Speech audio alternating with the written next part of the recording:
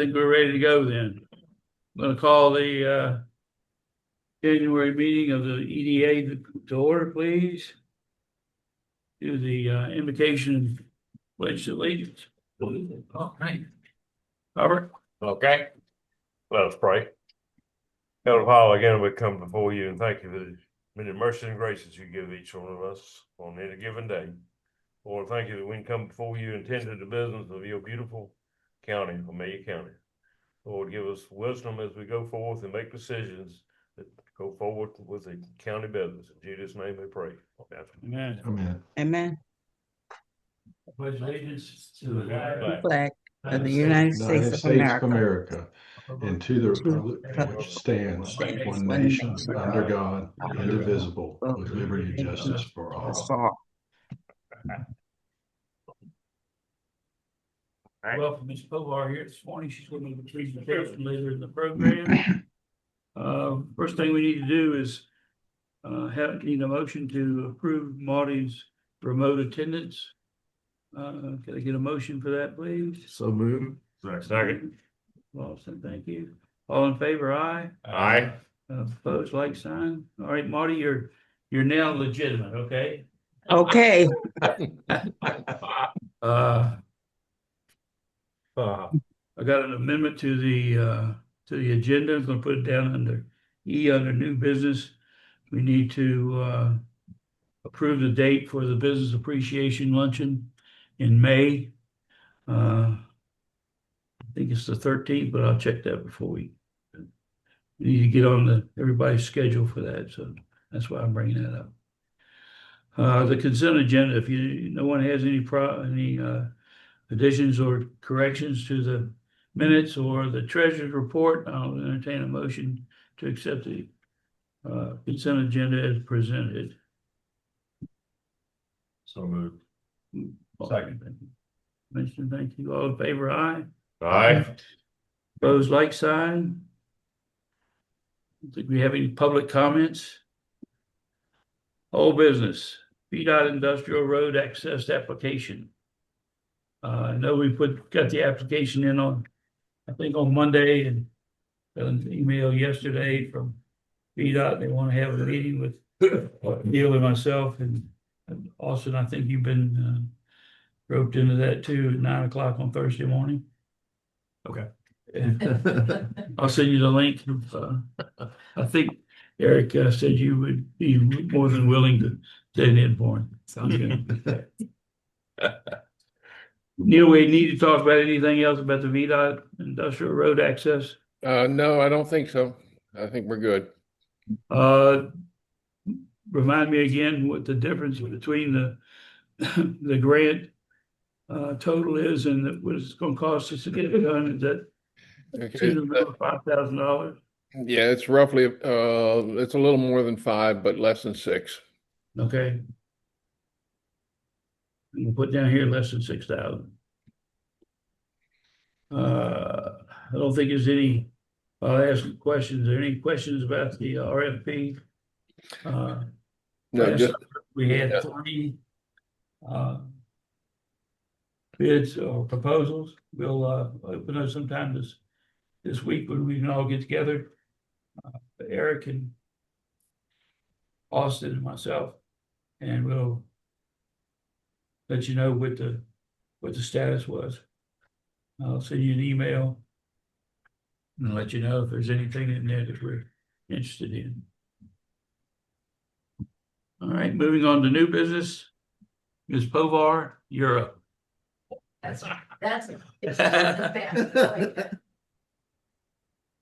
Morning. Morning. Wherever you're comfortable. Wherever you're comfortable. Wherever All right, you want. that's even better. Do I need to speak into that? Okay. So before I get started, I'm gonna just ask around some of our business cards, just so you know who we are. That's fine in business Davis. I think there's enough for. Good morning. As I said, you all are very early risers. Get started on county business very soon. I'll stand here if this is where the microphone is. Does that work? Okay. And say hello to my counterpart, David Denny, who I think is also on the Zoom. Is that Yes, correct? it's on. Hi, Liz. David, can you hear me okay? Oh, yeah. Okay. And Neil, it's good to see you. Yes, I'm here as well. Yep. And Ms. Scott, it's nice to meet you as well. Same here. So gentlemen, first of all, I want to say thank you for giving us the time to meet with you today. David and I previously had a conversation with Bob and with Eric, I think in late November, early December, Bob. Correct. And we are here to follow up on that conversation. The county administrator and Bob, as EDA chair, felt this was the most appropriate next step for us to take. David and I represent a partnership, a strategic partnership called Rural Resilience Advisors. Yes, it's a consulting firm, just to be clear, 25 miles in a briefcase, and we are a consulting firm. However, we are fairly deeply experienced professional economic developers who have worked in Virginia for a combined total of over 80 years. So we're older than we look. Thank And you, Liz. You're welcome. Our purpose as a partnership is really to build on our history of professional service. We're going to introduce ourselves briefly, and then so you get a little sense of who we are. And then the presentation we're going to give to you is a concept that we have initiated discussions with Amelia, with Powhatan, and with Goochland, along with the Virginia Economic Development Partnership. And our concept is an attempt to help communities like Amelia fit more productively into what we call the economic development ecosystem in Virginia. You all, I know you have different professions, but you all understand how manufacturing processes work. There's a system of inputs, processes, and then outputs. It's the same with economic development, with the profession of economic development. There's a system of inputs, there's a system of working together, and then there's a system of outputs. Communities who are not fully staffed with a full-time economic development professional, or communities who are smaller and not a member of a regional organization, tend not to get the same kind of attention from our state partners that other communities do. So David and I have spent a year thinking about how do we take all of our knowledge. We're both kind of retired. David's not as retired as I am, but kind of retired. How do we take that knowledge and help communities like Amelia become more active and have a better return on your investment? The time that you're giving here at the EDA meetings, the investment in places like the road, the investment in the Richardson site. How do we help you get a better return on that? We believe that Virginia is complex at the local government level. Every economy is different. Every county, city, and town have different leadership. How you think about what you want your county, city, or town to be as it evolves in the next 10, 20, 30, 50, 100 years is really important. And that's the work you're doing here. And we believe that the leaders at the local level have tremendous influence and tremendous ability to take the right steps today to plant the seeds so that your kids, your grandkids, your great-grandkids, and beyond have a place that they can come to and live, work, and play if they want to. Our David and my heart is really all about helping communities be the best they can be. Our goal today is not it's to give you this concept, to have you talk about it and for us to answer questions. We're not necessarily looking for an answer today. We know you have to think about these things. And we'll tell you a little bit about the other two counties and where they stand in their consideration as we go along.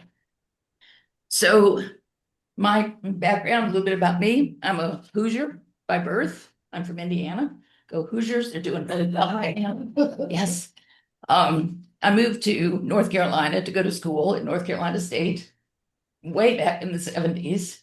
Thought I wanted to be a forest ranger. That's really what I thought. My parents were, my dad was a CBA and my mom was an executive secretary, and I lived in a suburb I have no idea why I thought I wanted to be a forest ranger. But North Carolina State had a really good program. I got down there, found out to go into forestry, you really need to like math, science, and biology and chemistry. And I hated math, science, biology, and chemistry. So I didn't stay. Got married, started to raise a family, moved to Virginia, and fell into this profession called economic development. How I fell into it, I was my youngest child. I have 3 children. My youngest child was 2.5, 3 years old. She was soon going to be going to preschool. And I realized I didn't have a work history. I didn't have a higher education degree. I was in a very poor rural area, and I didn't know what I was going to do with my life. So my pastor, who I went to Lutheran church there, said, "Do you type?" My mom was an executive secretary. Yes, I typed. He said, "Our Chamber of Commerce needs an executive director who can type. Would you apply?" And I said, "Sure, I'll apply." And I applied, and I got the job. And I was thrilled because I love the chamber work. People who were enthusiastic about visiting our community came by the office. Leaders who cared about their community, like you all, came by the office. It was a wonderful, wonderful time. Our organization did contract work for the Industrial Development Corporation, which back then was like you all. It wasn't an authority, but it was a corporation. And eventually they hired me to be the local economic developer. From there, I spent 10 years in Emporia, Greensville. It was a city and a county, and you all know cities and counties don't always get along in Virginia. But these people who were on my board were statesmen of that community. It was a very diverse board, and they were all committed to making Emporia and Greensville better. We were not, however, prepared to be really good hosts for new business. We had a heavy manufacturing presence, probably 15 manufacturers in that small community. There were only 16,000 people in the community. Heavy manufacturers, and they would expand, but we had trouble attracting new companies. And we really didn't spend a lot of time on our downtown to see how we could make it look good and make it attractive to people. We lost projects because company leadership would come to our downtown, see the vacant buildings, see the litter, see the unpaved and unmarked parking spots, see holes in the road, and think we didn't care about our county, we didn't care about our city. Why would they want to invest their dollars in us? So we lost some very good projects because of that image. That's when I learned that the combination of leadership and caring isn't all you can do. You have to do more. You have to invest. When I went to the state, I went to the Virginia Economic Development Partnership and spent 21 years there in various leadership roles. And always my focus was not necessarily business traction, which is what VEDP is all about, but it was more about how do we get our communities ready to host prospects, to build businesses, entrepreneurs, how do we support them? And I learned a lot at the state, and I made a lot of friends and have a lot of partners. When I retired, I wasn't ready to walk away from this business. So I launched my own company, became an entrepreneur. I'm not a very good one, but I've been fortunate for 10 years to have many clients all across Virginia, mostly EDAs, IDAs, local governments, everywhere from Woodstock, Virginia, far west to Southwest Virginia, all across South Side, and even up into Henrico and the middle area, Central Virginia. So I've learned a lot. And in working with these communities, I ran across David on occasion. He also has real interest in communities like this. And that's when we kind of launched a partnership just a couple of years ago. So David, you want to speak a little bit about your background? Sure, Liz. Thank you. Thank you very much. I appreciate it. And thank you everyone on the meeting today. I'm sorry I can't be there in person. Thank you for letting me be remote. But one day you're going to see my ugly face in person. So we look forward to that day together. I am a native of Danville, Virginia. My father was a local banker. I guess they called them hometown bankers back in the, or no, they do now, and very active in the community. He was on the school board for 22 years and chairman for 12 years, and really instilled in me and my two brothers the importance of community activism, being involved with the community, giving to community, and to reflect what Liz has said. We're both just extremely interested in trying to help our communities succeed, especially rural communities.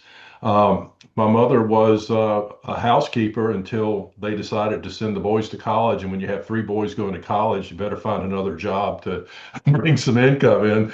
So she actually went to work for Danville Concrete Products and Marshall Concrete. So Danny Marshall, if you know Danny, he was my mother's boss for a number of years. And we actually grew up together in church and different things. But I've spent 44 years of my career in doing things, marketing and business development for engineering and architectural firms. Um, and I spent 3 years with a group called Thompson Litton out of Southwest Virginia, and was a senior project manager with them working on public projects. We did everything from water and sewer to site development for economic development and those types of things. Um, my economic development experience, I've got 31 years of economic development experience, and I would say 90% of that work has been in Virginia. Um, I did some projects out in Arizona and did some international projects too, but mainly it's been in Virginia, focused on Virginia. I've been fortunate enough in my career, I was under contract to run three separate regional organizations. One down the Greater Williamsburg Partnership when they spun out of Hampton Roads for a period of time, helped set them up and get them on the road. And then they decided they wanted to go back to Hampton Roads. So that was fairly short-lived, but that was about a 3-year thing. And I worked for about 14 years with New River Valley Economic Development Alliance, doing investor relations, but also because they only had a one-person staff, I was kind of their backstop for the executive director and would do hard hands-on economic development there. And then my last gig as an executive director under contract was with Virginia's Growth Alliance, which was a five county, one city regional group. I was there about 4 years and helped them transition when the board decided that they were going to disband, and those member localities went to two different existing regional groups. So I've had a fairly diverse career in economic development. My last gig before Liz and I got together, I was with Sanford Holzhauser, which was a national economic development firm, mainly working in the Southeast, but also internationally. And I did a lot of strategic planning, a lot of feasibility studies, but I was very fortunate too to work on site selection projects with corporations, both domestic and foreign corporations. As Liz said, though, our focus for Rural Resilience Advisors is trying to help communities and really looking at rural communities to help them do better and to supplement and complement what they already have. Thanks, David. And the last thing I'll say before we get into the presentation is that one of my mentors through all my years when I was at Emporia Greensville and when I was at the Virginia Economic Development Partnership was a man named Neil Barber. You all may know him. Exceptional individual who understands, and it's probably the deepest thinker as it relates to rural communities. And it's good to know that he's been working with you all for a really, really long time. Okay, next slide, Jesse. Thank you. And thanks to Jesse for all the help. She's really been helpful with this. Please feel free to ask questions as we go along. This is just about a 25-minute presentation, but just ask as we go along. Are you all familiar with the term Regional Economic Development Organization, REDO? Yep. Does that name ring a bell? Sure does. Okay, so in Virginia, these are the regional economic development organizations that exist today. This map was current as of December of 2025. There are frequent changes in the map in terms of localities jumping in and out of being members of a REDO. So the gray or brownish gray localities that you see are communities like Amelia, who are not formally involved with, are not paying into a regional economic development organization. In your case, the nearest regional economic development organization for you all is the Virginia, is it Heartland, I think is what it's now called, right? Which is fairly newly re-energized. It had been around for, there have been several organizations in that geography who have lived in the last 15 to 20 years. This is the newest iteration. And normally, this, as this map shows you, REDOs will often follow a planning district boundary. Not always, but most of the time they do. So in this case, the adjacent Heartland organization, I believe, pretty much follows the Commonwealth Regional Council boundaries. REDOs, and in Virginia, this system is different than any other state in the Union. Virginia is the only state, to my knowledge, that has this many regional economic development organizations who have a specific purpose and function in the work of economic development. And that makes us unique in a lot of ways. It's about a 40 to 50-year-old system, so it has really deep roots. Not all of Western Virginia was covered by REDOs 40 years ago. The REDOs that existed then were Hampton Roads, the greater Richmond area, and I think the Roanoke area. But back under Governor Allen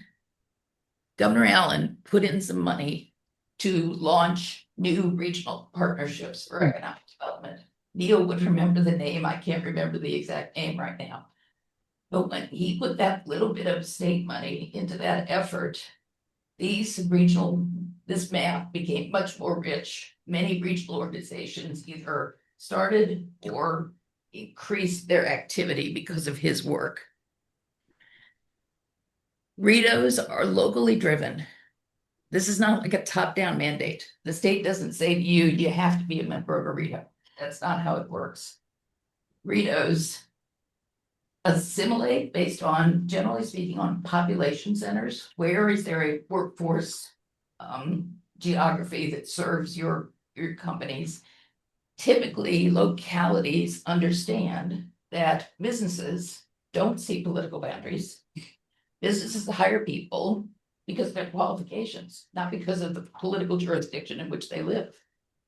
So when a locality decides whether or not a REDO is meaningful to it, whether or not it wants to join, one of the reasons it thinks about joining is because it has a better way of telling the story of its workforce. Because you can talk about that regional workforce that'll support a business. The other reason localities think about joining is that when the state, Virginia Economic Development Partnership, has a business prospect, and VEDP's primary goal is still to gin up new business prospects and bring them to locality, although they do much more than that. When VEDP has a business prospect, in their operational system, they generally go to the Regional Economic Development Organization first. They pick up the phone, they call that REDO and say, I have a business prospect. They need 35 acres, 100,000 gallons of water. They're going to hire 50 people. They need these skills. We need this kind of transportation network. What do you have? As VEDP staff does that, they also do their own research. So they have a huge database of sites and buildings and information about you and other communities, and they'll do their own research. But ultimately, they will principally work through a regional economic development organization. That REDO then is responsible to work with its members. So a community like Amelia, you would expect that there would be an agreement, an MOU, a protocol between you as a local community and your REDO about how prospects come to you. Some REDOs, when they get a prospect, they let all their communities know and then let the communities respond. Some REDOs say, no, If this prospect only needs 50 acres and I only have one community in my Rito that has 50 acres, I'm gonna take it to that locality. That's all individually negotiated between the locality and the Rito. Okay, how you work together is you are the members of a Rito. You help make the decisions about how you operate and what you expect from that Rito because you're putting money into it and you need to get something back for that. What David and I have noticed in the work we've done across the state is that for the what I call the independent localities, the gray area localities, if you look at their prospect activity that comes from the Virginia Economic Development Partnership, what we have seen is that those gray localities have received less referrals from the Virginia Economic Development Partnership than do their neighboring counties and cities. And some of that has to do with the fact that at the state, having worked there, I know this to be true. You only have so much bandwidth as a project manager. You know, you got a typical project manager probably has, he can have anywhere from 30 to 50 business clients that they're trying to work with to recruit. They need the easiest way to find the right properties for those business clients. And right now, the easiest way is through a Rito. There's only 17 or 18 Ritos. There's 134 localities. So that's the rationale behind why Ritos matter. Does all that make any sense to y'all? Or do you have any questions about it? I think it's really important that you understand this is different than other states.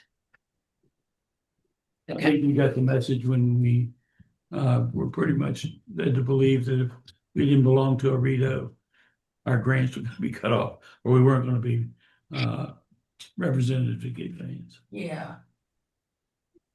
Being a member of a Rito doesn't cut you off from grants. I understand that, Yeah. but not being a member of the Rito does. It doesn't cut you off. It may make you less competitive. Yeah. So some grants, like Go Virginia grants, Yeah. require you to partner with another locality, Yeah. at least one. The philosophy at the state and federal level in the last 10 years has really changed. And the philosophy for grants tends to be, they like to see multiple jurisdictions apply together. But it doesn't make you ineligible, it just makes it harder if you Right. want to do it by yourself. Yeah. Any other? Okay, next slide, Jesse, thank you. So a lot of times citizens and maybe boards of supervisors or town councils will say, why in the world, I'm putting money into my economic development program. I have an EDA. Why am I gonna pay more to join a regional group? The important message here is every one of these partners, local, regional, and state, has to have and has to understand each other's role and responsibility. Otherwise, you're gonna get tripping over each other, duplication of services, lack of efficiency. It's just not gonna work well. It's like an engine, it's like a gear. You have to figure out where the gears come together. This slide, and I'm happy Jesse's got this slide presentation, so she can send it to you. And you all have We copies. got it. I see. We've already got it. So you can see, generally speaking, what each level takes a leadership role in. An example would be at the local economic development level, it's rare that the regional group or the state gets heavily involved in your early K-12 system education. That curriculum is generally done at the local level. On the other hand, at the local level, you are not going to take the lead in describing the state business climate. That's up to the state economic development organization. So while you may have a voice and you may have an opinion and you may talk with the state about, hey, your positioning, your message about Virginia's business climate isn't what we say here. You have the ability to talk to the state. But at the end of the day, the state VEDP is going to take the lead on that business messaging. Ritos, kind of in the middle here, and typically they deal with questions about workforce. They help access higher education. You guys are adjacent to Longwood, but Longwood's not in your town or your city, your county. So you might not be able to navigate Longwood's support for you as effectively as a Rito could if they were part of that geography. Historically, regions have taken the lead in broadband development and deployment. That's ongoing now, and I know it happens at the local level as well, but that's where you connect. Supply chains. This is an important part of Rito's purpose, but I haven't seen really good work here across Virginia. Business supply chains. I need a product. I have to do something with that product. I need to sell that product. I need to advance that product. Where can I source my materials here in Virginia? If I'm a business guy, where can I source my materials? It's hard enough for a business owner to do that research, but a regional group can help with that. An example would be during COVID in Region 3, Southern Virginia, through the Go Virginia program. We launched a business to business supply chain model that effectively analyzed who is producing the ingredients or the products or the sources for protective gear, and which companies need that protective gear either for their own purpose or to do additional value add and sell. Nobody knew what we do each other. So there was a very effective program set up to connect these businesses to businesses in a region that can be helpful. How do we find a logger who needs to connect with another type of wood products company? That's a really good purpose for Rito. Questions there? All right. Next slide, please, Jess. So the goals and objectives today of the concept that David and I are proposing, we're proposing that Amelia, Powhatan, and Goochland consider combining forces for a 2-year period to create a Rito, to test how that Rito affects your return on the investment you're making. Does it help you improve and market that bridging site? Does it help Powhatan improve the 288 to 711 interchange? Does it help Goochland figure out how to navigate all the stuff that's going on up there related to the Eli Lilly announcement? We have reasons for why we think you 3 counties could make an effective regional group. So our goal here would be to promote a unified brand that highlights your assets and that gives you better position and better visibility with the Virginia Economic Development Partnership, as well as the state and federal agencies. And the objective, as you can see, would be to create an organizational framework that you're comfortable with, that you have input into, and that allows us to develop a program of work that benefits you and the other 2 counties. The reason we looked at you all, we talked with the Virginia Economic Development Partnership for 4 or 5 months about taking all those gray counties and towns that you saw on the map and creating a virtual readout that would allow us to have a better presence at VEP and for them to send more prospects through us to those counties and towns. As we analyze those counties and towns, though, the geography is, widely varied. But we came across you 3, Goochland, Amelia, Powhatan. You're the outer ring of the greater Richmond region. You're feeling development pressure from the greater Richmond region. You have differences, but you have some commonalities. David's going to touch on these commonalities and the challenges that we see as outsiders that are common to the 3 of you, and that make us think approaching economic development from a regional standpoint could benefit you. David, do the next slide. Yes, I'm here. Thank you, Liz. Yep. Liz mentioned some of the reasons that localities come together in a regional group or a RIDO. And I think to me, the bottom line is this: they come together mainly around commonalities, and those commonalities can be both assets, things that they share as assets, but it just as easily, it could be the things that they're challenging, the issues that they face as commonality. So they pull together to try to address both of those, to market those common assets, but also to collectively and individually try to overcome some of their challenges they have. As Liz said, when we first start thinking about I call it a hard RIDO instead of a virtual RIDO for these three localities, we did do some preliminary evaluation of what are those common assets and what are those common issues or challenges that are faced.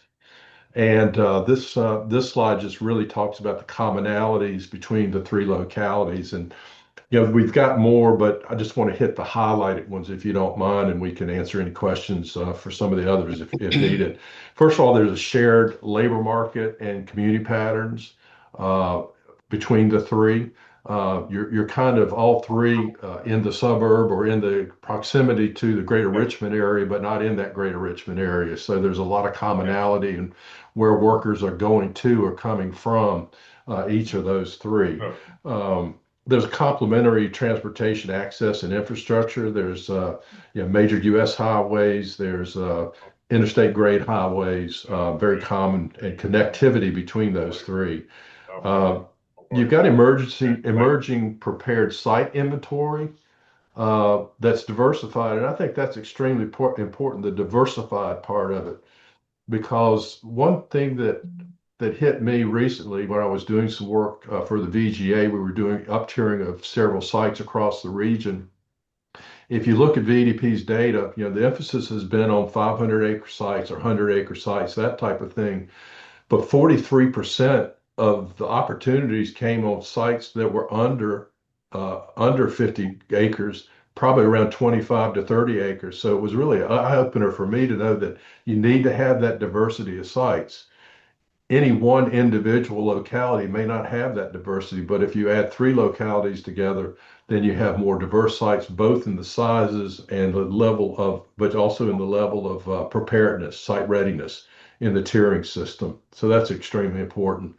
I talked about commuter-oriented workforce, moderate and steady population growth, and then the similar median ages. If you look at the economic and demographic profiles, the three localities line up fairly well on those. So those are just some of the commonalities on the complementary side, and some of the assets we want to talk about. If you want to go to the next slide, please. But also their challenges. And these are shared challenges, but there's also individual challenges that each of you have, which are unique just to you. But on the common challenges, there's limit commercial base. I think Liz alluded to that, and especially diversification of the base. I know one of the localities of the three that we've worked in, they mainly had residential and retail, and they desperately needed to diversify their base to have more industrial to improve their tax mix and the amount of taxes that come in, and getting more tax revenue from sources that don't require as much in services. That's always the balance that are faced. Again, limited number of ready sites and industrial infrastructure. Lesson learned on that, talking earlier about grants and that type of thing. We successfully pulled together a regional up-tiering development grant for the five counties in one city in the VGA region. And I think we ended up with 8 different sites that we were able to leverage that collaboration and the money that had already been spent on individual sites and the individual localities into a regional grant. Actually, 2 grants, one from Go Virginia and one from the Tobacco Commission. And so the individual localities did not have to come out of pocket in any matching cash. So it's a great way to go if you can form up with other localities under a regional organization and diversify your competitiveness on grants. Low population density and small labor force. I mean, that's the classic for rural areas. Certainly, that holds true. And then you've got the infrastructure challenges. Yes, we have some major highway transportation and infrastructure, but what is the interconnectivity between those in a rural area? And I think the one that really has a great impact, and again, VDP does, I think they just finished this last one. It's a competitive self-analysis competitive program that they do about every 3 years, where localities and regions will go through a whole series of questions, a kind of self-evaluation, and then they're compared to a peer group and also compared on a statewide basis. And what we saw from those, both in the original form about 6 years ago and the one that just happened, is that the fewer folks you have dedicated to economic development, the less opportunities you get. And it was there in black and white for both of those. So having staff size or having a supplement to your staff is extremely important. So those are the two main areas of assets and challenges that we've seen that are common for these three localities. And be happy to, Liz, and if you've got any questions or concern about. And as I say, there's more to those, but those are really the key ones that we pulled out. Go to the next slide. We haven't had the opportunity to sit down and talk with leaders in each of those localities, so there are probably other pieces of your physical infrastructure, your culture, your workforce that if we go forward, we'll be able to learn more where the best assets and challenges. The benefits of Frito membership, I won't spend a lot of time here. I talked about some of those, but the concept we're proposing to you all is a 2-year concept. It's not a lifetime membership. If at the end of 2 years, you don't feel that your investment has made sense, then you're no harm, no foul, we end. Our hope is that at the end of 2 years, you would join an existing Rito, and you have some choices about which ones you could join. Now, localities joining Ritos takes 2 parties. Sometimes existing Ritos don't want you to join. There's the Greater Richmond Partnership is notorious for that. They do not want any new members. But people change, leadership changes. If you feel that the benefits you receive from this small Rito are worthwhile, during the course of the time we've worked with you, we would have introduced you to your neighboring existing Ritos so that you get to know them and kind of figure out, is this a group we could actually work with for the long term? We do think that it's important that if you move forward with this small Rito, one of the things we want to emphasize is how we communicate with you. How do we make sure that the work we do as your contract employee in support of your team is communicated back to you on a regular basis, and that you are giving us feedback that we are listening to. Communication sounds easy, but it's not when you're dealing with many people. You know, you got 6 people here, and you got board of supervisors, and you got other stakeholders, and there's 2 other counties, so it's tough. But the communication practices we think are critical to this effort.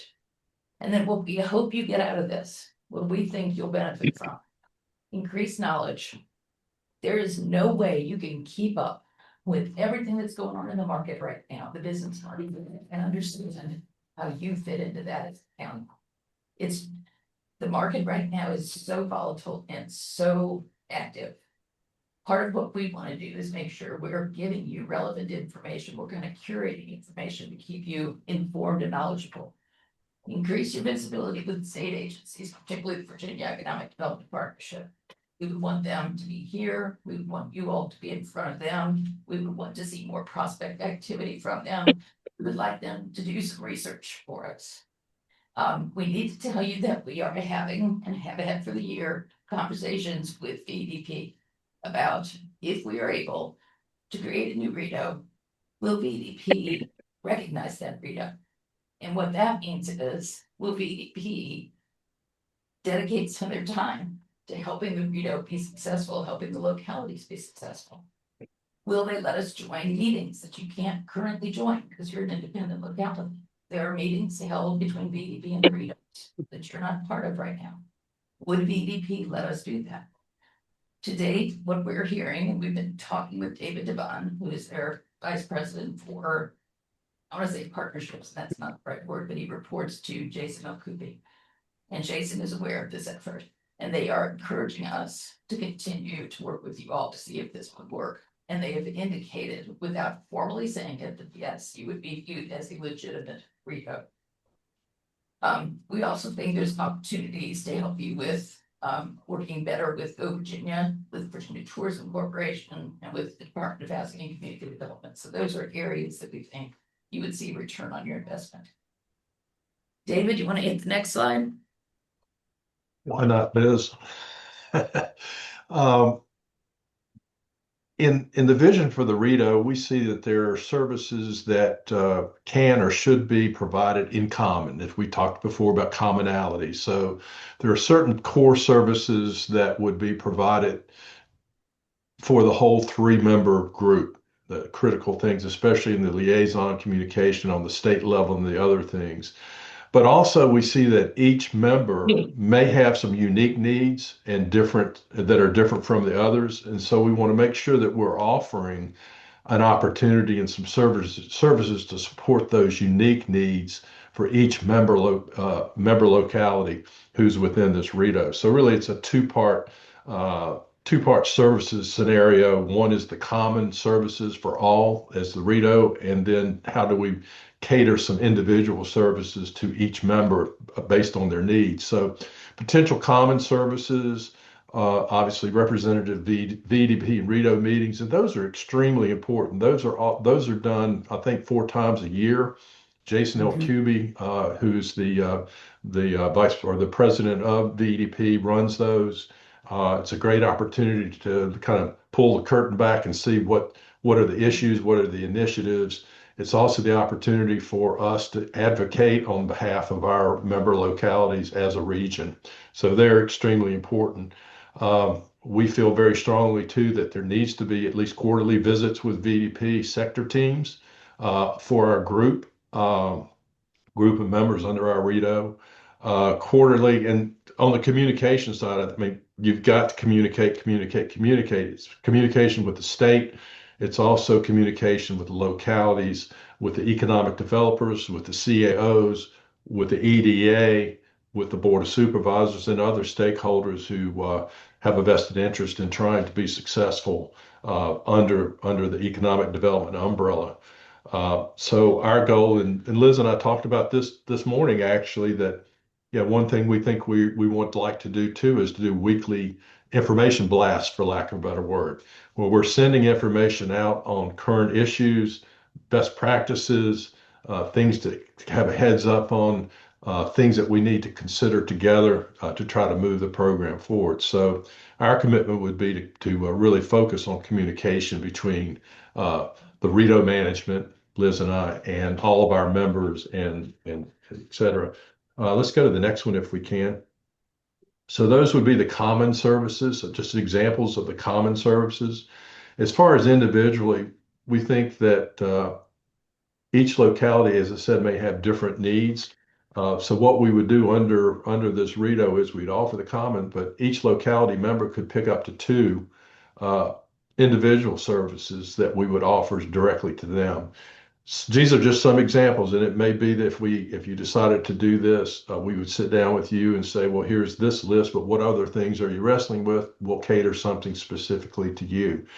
But examples are research. I mean, research is extremely important. You don't have a research person in economic development, but the really data and research on companies, research on sectors is extremely important. So you may want to have research. More and more importantly is the Virginia Scan database. I think they still call it Virginia Scan. I think they tried to change the moniker on it, which they do about every week. But essentially, that's the repository for all the information you have on your sites and buildings.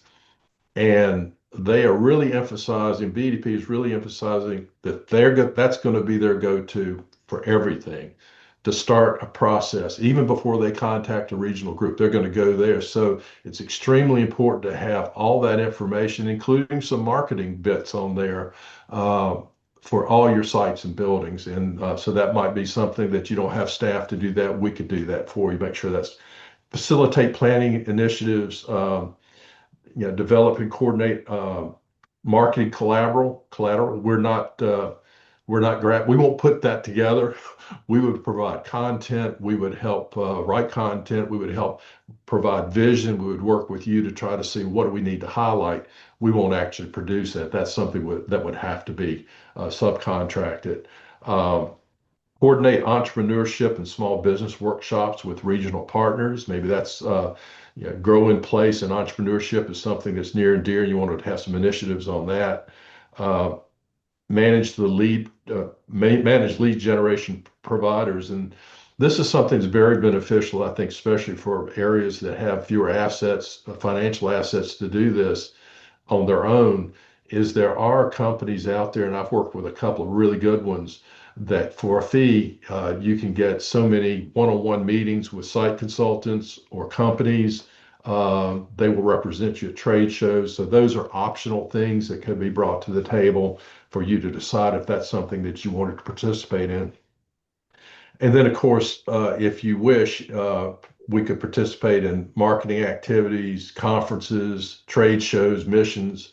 VDP usually puts out their marketing calendar, probably I think around April time, if I remember correctly. And as a Rito, you would get to sign up for some of those activities. Some of those are free activities, just cost you the cost of travel or hotel or whatever, but most of them are free activities.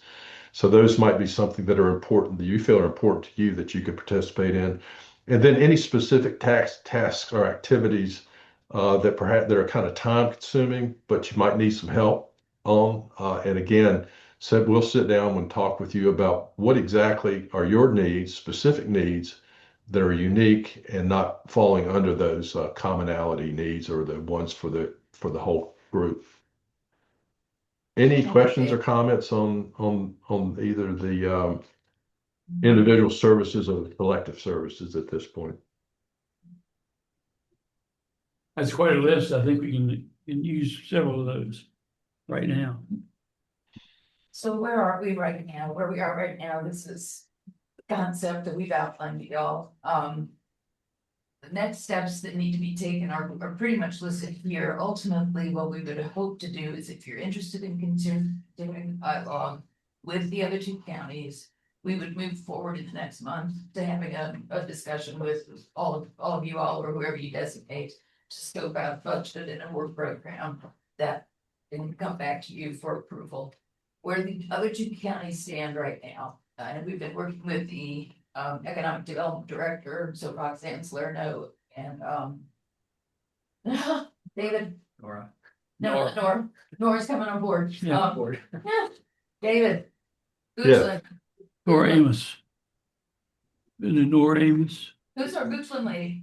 It's more Amos as a. Yeah, I think it is Nora. Yeah, Uh-huh. but who's? It'll come to me, guys, I'm old. But we've been working principally with them. They in turn been talking with their county administrators and their EDA members. Powhatan County is ready to move forward now. David and I had previously done a strategic plan for them in the last 2 years, and they're more than ready to move forward.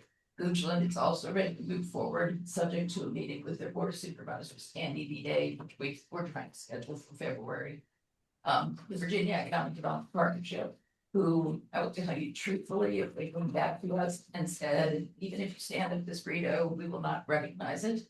If that happens, we would not move forward because that is the biggest benefit to you if we get more visibility. We do not expect that to happen. We expect as soon as we can tell them that there are 3 counties who are interested, and here's how we're going to move forward, but they're going to welcome us to the table because it helps them and it helps you all go forward. We'll stop there. That's a lot of data, a lot of information, Bob. I hope it was helpful. Getting the state to say they recognize it. I envision that as we've all seen the cartoon where the guy's pushing the boulder up the hill.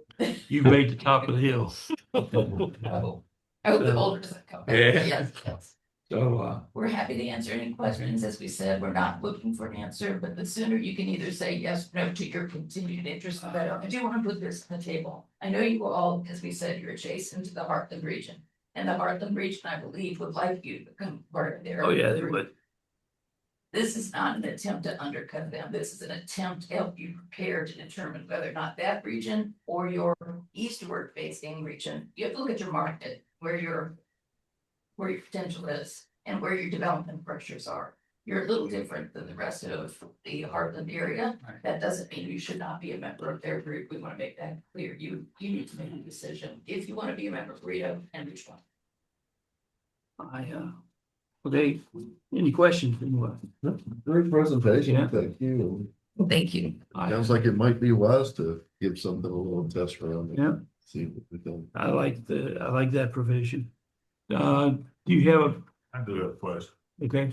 All right, I mean, is, say it's like a test run, you know, to kind of determine this, you know, being in a Rito is what you want to do, or, but I mean, but is the potential for that Rito to continue, I mean, is that Yeah. off the Yeah. table? No, that's Yes. not. Because we kind of, you alluded to that, you know, the one to our east is hard to get into and don't like people, and if, you know, number 8 up there, you know, we would, unless everybody in ours joined would be, you know, Goosen, you know, it's a good fit for them, but But I not mean, so that either CPG. leaves us 2 options, and one of them we've kind of already decided really isn't like us. Yeah.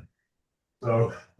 It's a great question. I did not mean to leave that off the table. You absolutely continue as your own Rito for the 3 communities. You could also choose to look at the Heartland again in 2 years. It might be different. You could also choose to look south to the Gateway region. Yeah. So what we would do, we think the first 2 areas are really learning for you all Yep. and visibility at the state. Those are the 2 core components. The learning part has to help inform your decision in a couple of years about, okay, where do we go from here? Ritos are all funded differently. This is a very unique model that's truly low cost for you all. And if you decided you wanted a permanent Rito, there would be additional investments that probably would be needed in terms of either staffing or organizational capability. Could you continue as you are? Sure, and that's an option as well, but we hope we educate you enough that you can make smart decisions during that time. If my memory serves, I think we talked when we talked before, we talked about the initial capital outlay would be what, $10,000 10,000 per locality. per year. Per year. And you were looking at a time frame of making a presentation in January, decision February, and kickoff in March. Yeah, what we had thought, that we did not realize that Goochland and Powhatan would be as eager as they are. And they both said they would like to kick off before the start of the next fiscal year. Okay. So our thought has been, and we can talk about this, but our thought has been, if we can do the organizational development, the MOUs, the program of work, the budget, so you know what you're getting for Right. this between January to March, we could kick it off in April. And if we don't count that as part of the 2-year commitment, we might prorate, so there might be a small fee for that last quarter of this current fiscal year, but we can talk about that. But yet they wanted to do it sooner, we were not expecting that, so we're willing to do that. We just have capability to do it. Just from what I've seen, looking at Goochland and Powhatan, we're the most needy county. So, You're definitely the least organized and least developed, that's not a criticism, it's just a reality. that's the way it is, Yeah. yeah. But there's a lot of, again, workforce connectivity. The challenges you're facing, each of your localities wants to keep your rural character and have successful business development. And manage the population growth that you're feeling from the greater Richmond region. Those shared challenges can really help us develop some strategies that work for all of you. So it would work if we actually took action next month on whether we're going to join or not. And then that would free it up for you to make a presentation to the Board of Supervisors next month also, since they meet a couple weeks after us. So that would work Could do that. logistically. Just want to say, when you were talking about the PPE, I'm involved with another organization that took advantage of that. The Virginia Healthcare Association. Yes, I was on that board for a while, wow. and they became the transportation. All the PPE would go to them, and they would put it out to I think they had 27 different localities they took care of. Mhm. Yeah, That worked really well. It didn't take a year to set it up. Right, right. So, This organizational structure should be fairly efficient to set up, but if everybody's in agreement, they want to move forward, so, yeah. Any All other right, Dennis, questions? anything you want to ask? Anything you want to ask? No. So what is the basic cost gonna be over a period of 2 or 3 years? So that it's $10,000 per year to $20,000. To David's point, if you wanted a huge marketing campaign with lots of glossy marketing materials, that's gonna be an extra expense, because that's not our wheelhouse.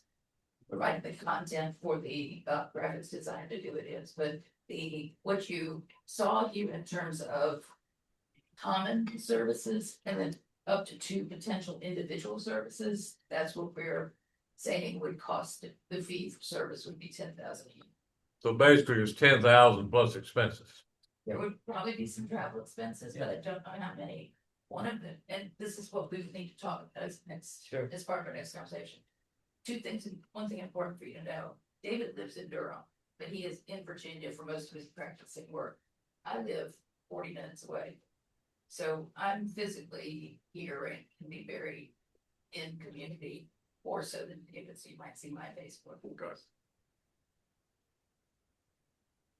But that's, your point's good, and that's part of the next conversation would have to be about what's the budget look like, what are the deliverables, and are there any extra costs that you could say yes or no to? Awesome. Yeah, it seems like a good opportunity Yeah. to me to try something out, and there's certainly a lot of similarities with those localities, as mentioned. All right, so tentatively, let's work on that time frame. We'll have it on the agenda for action item next month. And then we approve it, you get in touch with you go to the board of supervisors and make a presentation. Sure. And we'll go from there. Sounds great. And thank each of you, I really appreciate your time, and your attention. Thank you all very, very much. Really appreciate it. Thank you so much. Jill, do you have anything you want to add? Yeah, Thank you, you Neil. need to listen to me. Thank you so much. Neil dropped off. No, I'm still here. No, there isn't anything I would add. I think they've done an excellent job of presenting what the opportunity might be. Okay. Well, thank you, sir. Thank you, ma'am. Thank you. All right, The meeting goes efficiently. David, thank you. Thank you, Liz. Talk to you David. later. Yeah. Okay. Bye-bye. All right. Next steps for the Richardson Road project. Okay, I think, Mr. Chairman, you'd mentioned the 2 next steps. One is the application for the VDOT access road, planning grant to do the detailed design work for the access road and utilities within the main spine of the Richardson Road Park. That has to go to the Commonwealth Transportation Board. Jonathan Liss, the director for the Access Road Program, will make that presentation. And I would expect that that's probably going to be in a February timeframe. And then once they have approved it, you probably will be under contract in the March, I would say, timeframe for that project. The other activity on the Richardson Road thing is to consider the commercial real estate broker proposals that you now have it as of yesterday. I think there are 3 proposals from what Jesse indicated to review and recommend going forward with a commercial real estate broker to begin the marketing of the property on a more active basis particularly within the Richmond metropolitan area business community. So those are the 2 main efforts. Okay. You want to have any questions about any of those?